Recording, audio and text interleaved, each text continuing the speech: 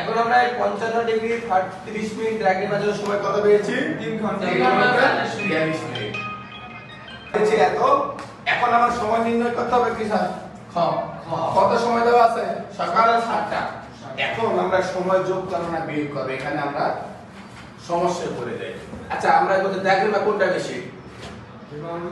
কয় স্থানে ড্রাগন বেশি, কয় স্থানে ড্রাগন কম? সময় দিয়েছে কোনটা? কয় স্থানে বিয়োগ করব, যেহেতু কয় স্থানে ড্রাগন বেশি সময় দেওয়া আছে, কয় স্থান থেকে আমরা কয় স্থানে যাব তাই আমরা বিয়োগ করব, কারণ যেখানে ড্রাগন কম সেখানে আমরা যাওয়া যাইতেছে। এখানে আমরা সময় কি করব? অতএব ক্ষয় স্থানের সময়, অতএব কিসের সময়? ক্ষয় স্থানের সময়।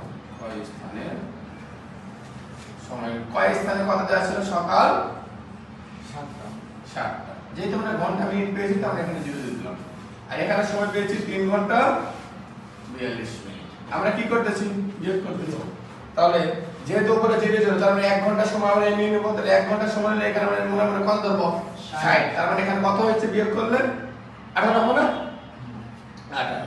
তাহলে 1 ঘন্টা যখন নিয়েছি তাহলে মনে মনে এখানে 1 আমরা যোগ করব, তাহলে 4 হলো 3। তাহলে ওই স্থানের সময় কি হলো? ভোর 3টা 18 মিনিট। এটা আমাদের উত্তর। কি কারণে? আমরা যেহেতু কয় স্থানের সময় ছিল, কয় স্থানের সময় গিয়েছি, কয় স্থানে ড্রাগন বেশি পেয়েছি, কয় স্থান থেকে কয় স্থানে আমরা পূর্ব পশ্চিম উত্তর দক্ষিণ জায়গার বিষয়ে ড্রাগন কোনটা বেশি কোনটা কম সেখান থেকে সময় নির্ণয় করব।